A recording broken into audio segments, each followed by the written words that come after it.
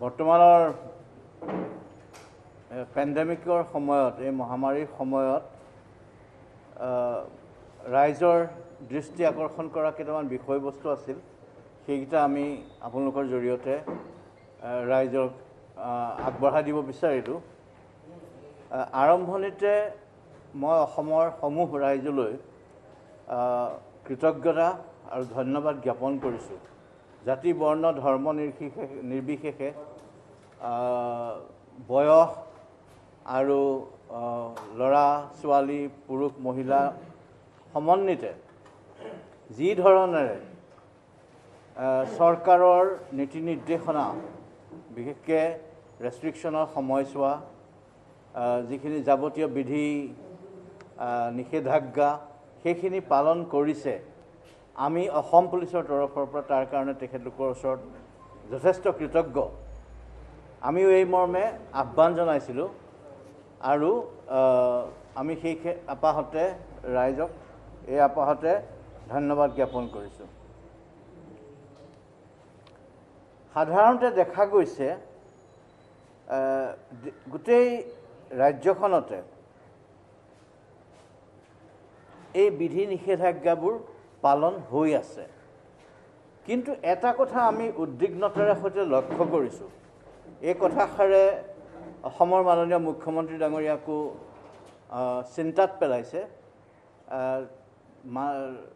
যে যিটো সময়ত নিষেধাজ্ঞাটো নাথাকে সেই সময়ছোৱাত মানুহখিনি একে সময়তে একেলগে বহুত জেগাত গোট খোৱাটো দৃষ্টিগোচৰ হৈছে বিশেষকৈ কেতিয়াবা মাছৰ বজাৰ কেতিয়াবা দলঙৰ তলত থকা বজাৰ ৰাস্তাৰ কিনাৰত বহা সৰু সুৰা বজাৰখিনি দুখীয়া সাধাৰণ শ্ৰেণীৰ আমাৰ যিখিনি বাণিজ্যত লিপ্ত আমাৰ ৰাইজ তেওঁলোকৰ এই অৰ্থনৈতিক জীৱনটো আগবঢ়াই নিবৰ কাৰণেইতো সম্পূৰ্ণ লকডাউন দিয়া নাই তেখেতলোকৰ ভালৰ কাৰণেই অলপ সময় খোলা ৰাখিছে যাতে কাৰো জীৱনত অৰ্থনৈতিক এটা ধুমুহা আহি নপৰক এই মহামাৰীৰ সময়ত সেয়েহে সেইটোকে কৰোঁতে যদি ৰাইজে নিজে দায়িত্বটো নুবুজে এটা মহামাৰীৰ সময়ত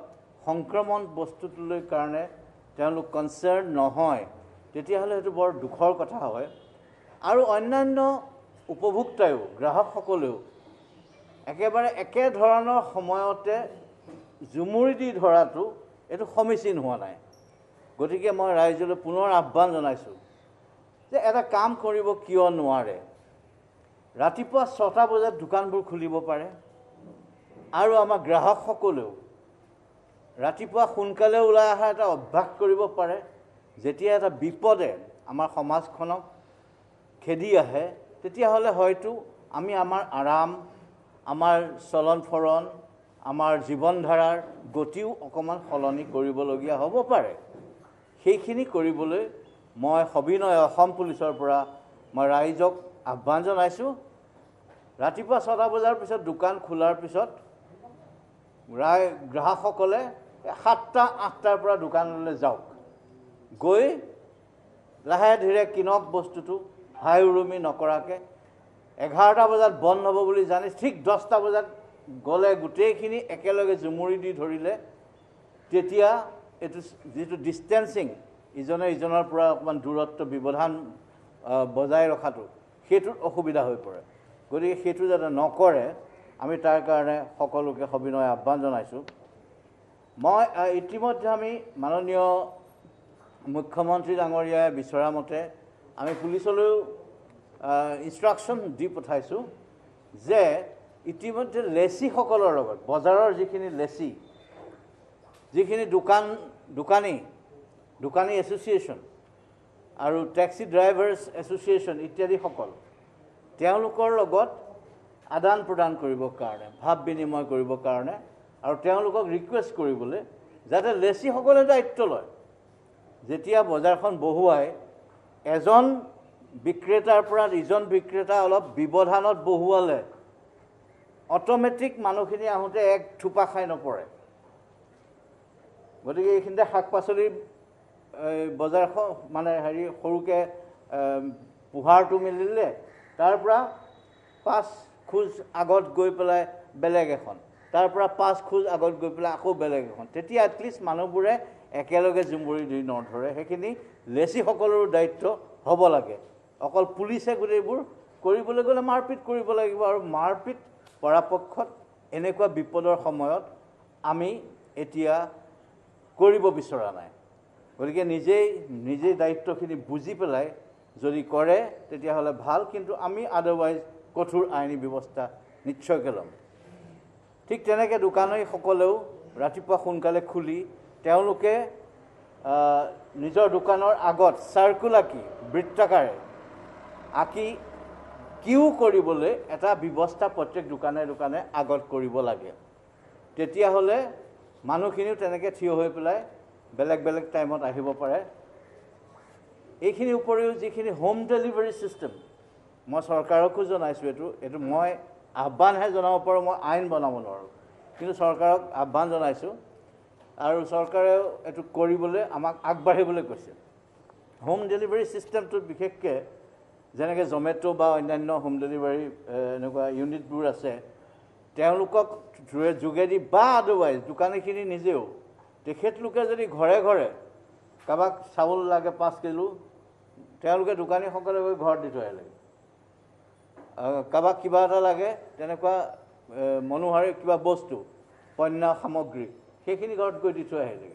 গতিকে এইখিনি ক্ষেত্ৰত আমি চৰকাৰক অনুৰোধ কৰিছোঁ এটা নিয়ম বনাবৰ কাৰণে, কিন্তু নিয়মটো বনাওঁতে হয়তো টাইম লাগিব, কিন্তু এই ক্ষেত্ৰত আমি পুলিচৰ মানুহক কৈছোঁ যে তেওঁলোকে টেক আপ কৰি পেলাই এইখিনি কৰোৱাই দিলে ভাল হয়। আৰু মাননীয় সংবাদ মাধ্যমলৈও মই অনুৰোধ কৰিম আপোনালোকেও যাতে ৰাইজক বুজায় বিশেষকৈ এই কথাটো ভয়াৱহতাটোৰ বিষয়ে। আৰু সেইকাৰণে এইখিনি কাম দেখোন আমি কৰিব পাৰোঁ, নিজে যিখিনি কৰিব পাৰোঁ সেইখিনি ৰাষ্ট্ৰই বান্ধি দিয়া নিয়মৰ মাজেদি নকৰি নিজেও দায়িত্ববোধটো দেখুৱাই পেলাই কৰিব পাৰোঁ।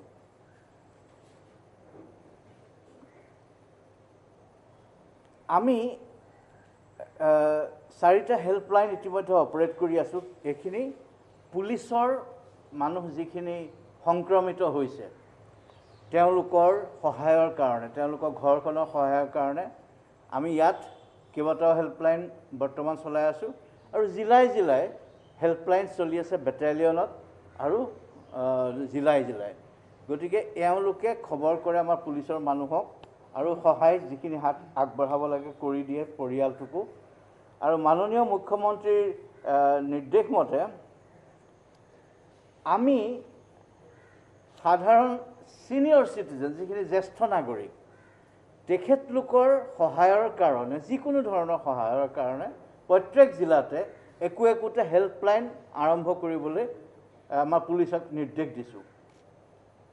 জ্যেষ্ঠ নাগৰিকৰ কাৰণে তেওঁলোকক কিবা অসুবিধা হ'লে টেলিফোন নাম্বাৰকেইটা আপোনালোকৰ জৰিয়তে আমি হয়তো এইটো জনপ্ৰিয় কৰিবলৈ চেষ্টা কৰিম, আৰু আমাৰ জ্যেষ্ঠ নাগৰিকৰ অসুবিধা হ'লে পুলিচক সেই নাম্বাৰত কণ্টেক্ট কৰিলে পুলিচে গৈ যাৱতীয় সহায়খিনি কৰিবলৈ চেষ্টা কৰিব।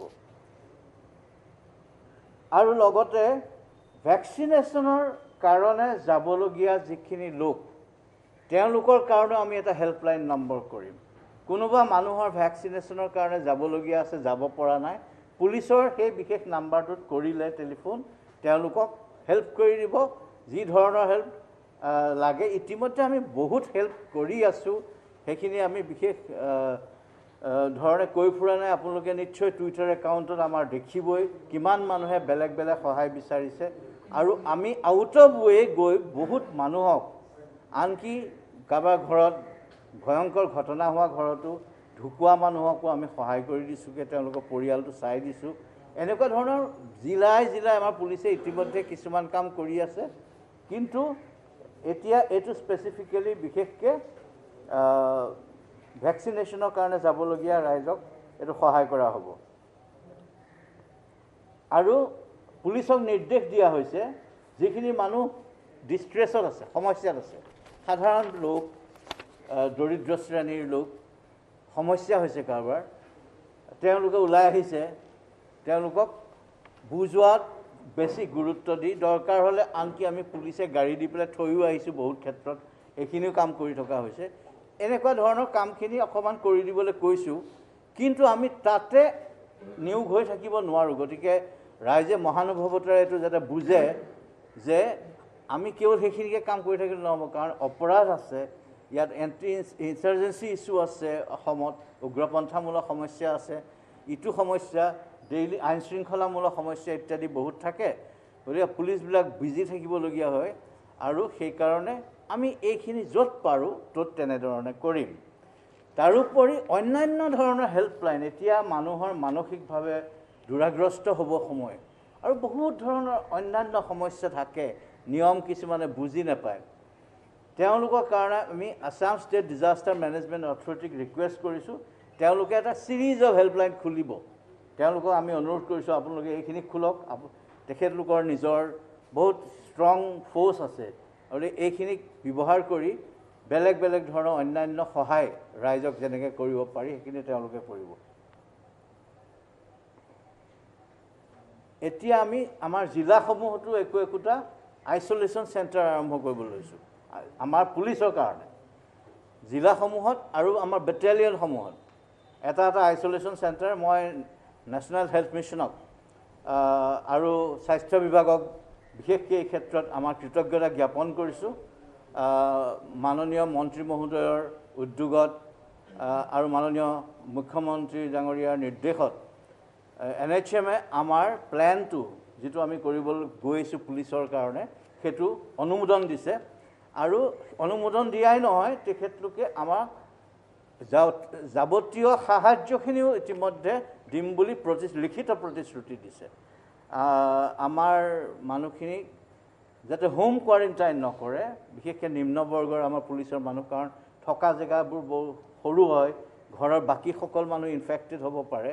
গতিকে আমি ইনষ্টিটিউচনেল কোৱাৰেণ্টাইন আমি কাৰণে প্ৰত্যেক বেটেলিয়নত প্ৰত্যেক জিলাতে একোটা আইচলেশ্যন চেণ্টাৰ, য'ত এটা মই SOP বনাই দিছোঁ, সেই ষ্টেণ্ডাৰ্ড অপাৰেটিং প্ৰচিডিউৰ মতে কোন সময়ত নাৰ্ছিং যাব, PPE পিন্ধিবলৈ কি খাবলৈ দিব, কি দৰৱ পাতি দিব ইত্যাদিখিনিৰ কাৰণে তাতে চলি থাকিব কাম। আৰু ছুটিৰ পৰা অহা হ'লেও বা বহুত দীৰ্ঘদিনীয়া কৰ্তব্যৰ পৰা ঘূৰি অহা পুলিচৰ মানুহখিনিৰ কাৰণে এটা কোৱাৰেণ্টাইন চেণ্টাৰ, এইটো আইচলেশ্যন নহয়, কোৱাৰেণ্টাইন।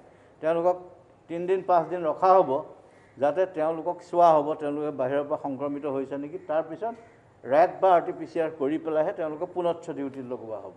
গতিকে তেনেকুৱা এটা ছিষ্টেম কৰা হৈছে। এতিয়া আমাৰ পুলিচৰ কাৰবাৰবোৰ চলি আছে। বৰ্তমানলৈকে ফাইন যিমানখিনি বিভিন্ন ধৰণৰ ভায়লেশ্যনছ হৈছে, প্ৰায় 55 লাখ টকা আমি এইবাৰ ফাইন হিচাপত ৰিয়েলাইজ কৰিছোঁ, আৰু বহুতো গাড়ী সীমাই মানে সংখ্যাটো ইমান বেছি আমি অধিকৃত কৰিছোঁ, কাৰফিউত চলি অহাৰ কাৰণে বা কোনো অন্যায়ভাৱে ঘূৰাৰ কাৰণে নিয়ম নীতি নামানি। গতিকে সেইখিনি আমি পিছত টেক আপ কৰি আকৌ পুনশ্চ ফাইন কৰাৰ প্লেন কৰিছোঁ। তেওঁলোকক যিখিনি এতিয়া গাড়ী পুলিচৰ জিম্মাত আছে লৈ যাবলৈ মই মালিকসকলক অনুৰোধ কৰিম, কিন্তু ফাইন দিয়াৰ পিছত, আৰু তোমাৰ ভিতৰত কেছ হ'ব। বৰ্তমান সিমানেই, সেইখিনি কথা মই সবিনয়ে সকলোকে জনালোঁ। থেংক ইউ ভেৰি মাছ।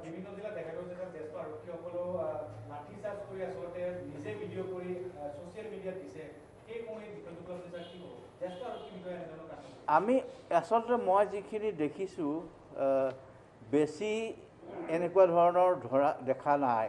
বাহিৰৰ ভিডিঅ'বোৰ বেছিকৈ প্ৰচলিত হৈছে, বাহিৰৰ ষ্টেটৰ, আৰু অসমৰ যিকেইটা হৈছে সীমিত। এতিয়া আমি তেওঁলোকক বাৰণ কৰিবলৈ কৈছোঁ এইবিলাক কাম। যদি ক'ৰবাত তেনেকুৱা ধৰণৰ বিক্ষিপ্ত ইছ্যু হৈছে আমি তাক চাইছোঁ, আৰু তেওঁলোকক যাৱতীয় ব্যৱস্থা ল'বলৈ আমি অগ্ৰসৰ হৈছোঁ। ইণ্টাৰ ডিষ্ট্ৰিক্ট মুভমেণ্ট আপোনালোকে গম পাইছেই চাগে, অতি সোনকালে আপোনালোকে ঘোষণা শুনিবলৈ পাব। আন্তঃ জিলাৰ মুভমেণ্টটো এতিয়া বৰ্তমান চলি আছে, কিন্তু অহা শুক্ৰবাৰৰ পৰা আপোনালোকে বেলেগ খবৰ পাব এই সংক্ৰান্তত।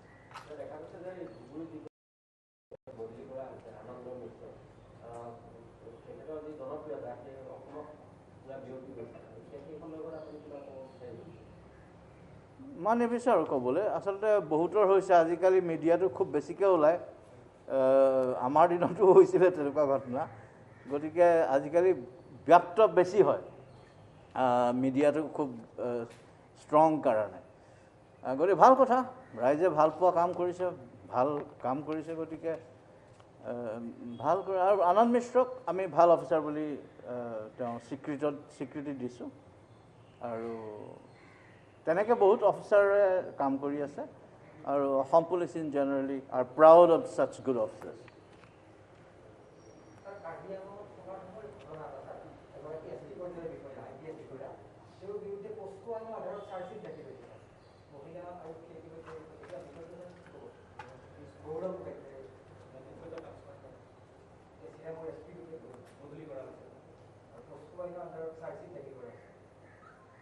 হয় এইটো চৰকাৰৰ সিদ্ধান্ত মৰ্মে কৰা হৈছে আমি চৰকাৰৰ অৰ্ডাৰটো দেখিছোঁ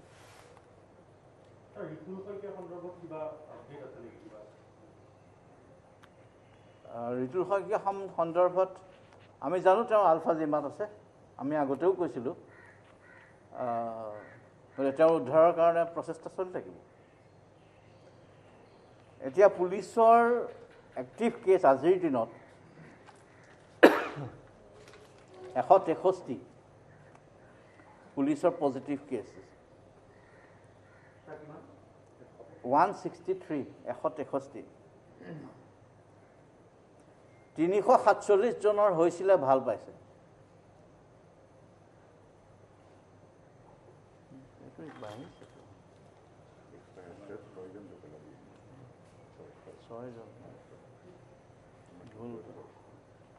আৰু আমাৰ দুৰ্ভাগ্যক্ৰমে আমাৰ মাজৰ পৰা আমি 6 জনক কোভিড শ্বহীদ পাবলগীয়া হেৰুৱালোঁ এইবাৰ এই দ্বিতীয়টো ঢৌত আমি তেখেতলোকৰ সন্মানাৰ্থে যিখিনি কৰিব লাগে আমি কৰিছোঁ আৰু চেষ্টা কৰিছোঁ যাতে আমি বেয়া খবৰ যাতে পুলিচৰ বিশেষকৈ নাপাওঁ কাৰণ পুলিচসকলে ফ'ৰফ্ৰণ্টত থাকি ৰাইজক ৰক্ষা কৰাৰ দায়িত্ব তেওঁলোকৰ বহুত আহিছে সেইকাৰণে ভালকৈ পালন কৰিবলৈ দায়িত্বখিনি নিজেই ভাল হৈ থাকিব লাগে আৰু আপোনালোককো মই আহ্বান জনাইছোঁ সাৱধান থাকিব ধন্যবাদ